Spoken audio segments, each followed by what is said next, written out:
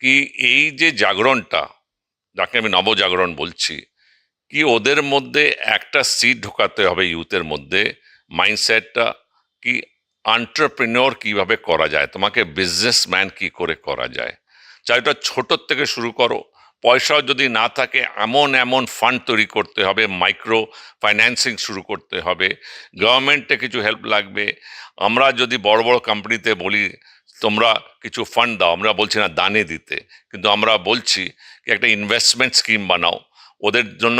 ওটাকে গভর্নমেন্ট যাতে tax right of করতে পারে প্রত্যেকটা। আমি যদি এখানে হই আজকে, ধরো ইকোনমিক্সে কোনো আমি যত বড় বড় কোম্পানি আছে ভারতবর্ষে ওদের কাছে যাব, কি তোমরা চ্যারিটি করার দরকার নেই, তোমাদেরকে একটা ইনভেস্টমেন্ট ফান্ড করতে হবে যাতে এই স্টেটের লোকেরা একটা সিড মানি পায়। ওই সিড মানি দিয়ে ওদেরকে একটা ইনকিউবেশন তৈরি হোক, যাতে আমরা চিন্তা করতে পারি কার ইন্টারেস্ট কার স্কিল। কেন কি একটা ইন্টারেস্ট একটা ব্যাপার, স্কিল আরেকটা ব্যাপার।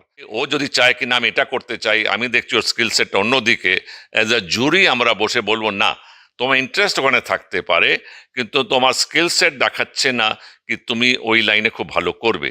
তোমার স্কিল সেট আজকে এই হচ্ছে পাঁচটা জিনিস তোমার স্কিল সেটের মধ্যে, মানে ট্যালেন্টের মধ্যে, কোয়ালিটির মধ্যে, কিন্তু তোমার প্যাশন হচ্ছে অন্য। প্যাশনটাকে তোমাকে একটু কনভার্ট করতে হবে, ওর জন্য ওকে অ্যাগেন মোবাইল ওকে আমাদের মোটিভেট করতে হবে, করে বোঝাতে হবে এই স্কিল সেটটা তুমি ইউজ করো, তাহলে আমি তোমাকে এত টাকা দিচ্ছি, এই টাকার থেকে তুমি শুরু করো। নিজের এটাও তো তোমার ইনিশিয়াল ক্যাপিটাল, যদি গ্রো করতে থাকো আরও দেওয়া হবে, আরও গ্রো করলে আরও দেওয়া হবে, তারপর তুমি নিজেই আস্তে আস্তে দাঁড়িয়ে যাবে।